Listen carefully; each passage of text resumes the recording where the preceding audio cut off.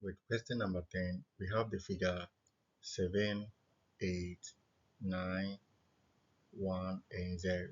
And we have to correct this to the nearest thousand.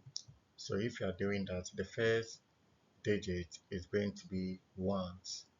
The second digit is going to be tens.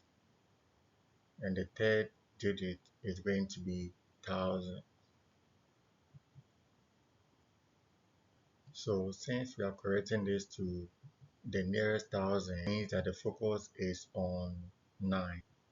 And since 9 is also more than 5, or it is greater than 5, we are going to round 9 to the next digit. And our answer is going to be 79000. So the answer is C. Let's look at the next question.